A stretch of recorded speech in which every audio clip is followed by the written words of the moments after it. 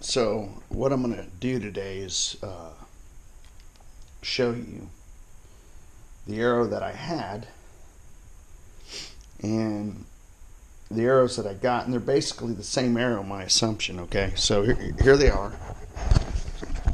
Okay, here they are. We got the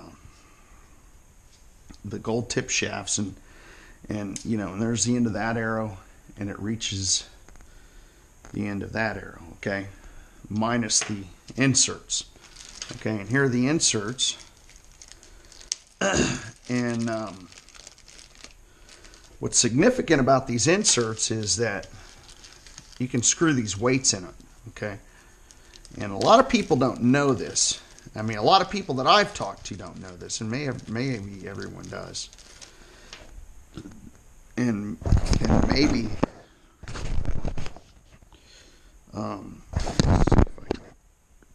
so here's the insert for the nock, right? And you screw it in, right? And you glue it. Okay, it screws in. There's a little weight that's probably like 5 or 10 grains, grains. I can't tell. And then you remove the nock, and after this is glued, then you secure this in there with some glue, some hot melt, right? And then you put your nock back in there. Okay, so that tunes the butt end of the arrow. So you add weight, it makes the arrow appear stiffer, right? And that's exactly what I did with this older arrow. Okay, this is my last one. Okay, and what I'm going to do is I'm going to go ahead and strip these feathers off, and that for teaching purposes, this is going to be my my bare shaft that I tuned.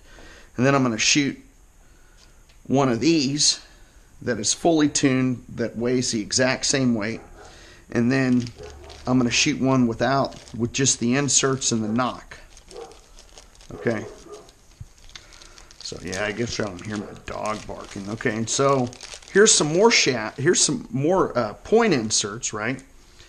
And I'm just for instruction purposes, I'm just showing y'all. What I'm going to do is I'm going to set up these arrows just without any tuning. So you see, you have the little weight there that screws in there, right? Boom, glue it up together, and then you stick it in here, right? And so when you add more weight to the point, it weakens the spine, makes it flimsier in flight, right? If that's the correct word to use. Okay. So this is just preliminary here. I'm not really doing anything right now other than showing you about this arrow assembly, right? So then you screw the point in, and there you go. So it looks like a completed arrow. It's almost the exact same height. It's almost the exact same height as this one. See, these points are a little taller. I think they're both 125s, and these are a little. But they're basically the same arrow. They're about the same height, and that's what we're going to do to tune. So I'm going to do a couple of things. I'm going to get these two arrows to weigh exactly the same weight, right? This older one, I'm going to go ahead and take the feathers off, okay?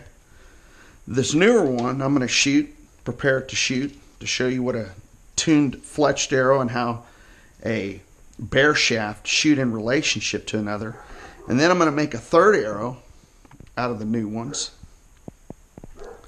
And right here. And I'm going to shoot it fletched, but not tuned, just to show you the difference. Okay? And to show you. And then I'm going to add, I think on this one, though, all I need to do is add this insert on this one. And then this one, all I got to do is add the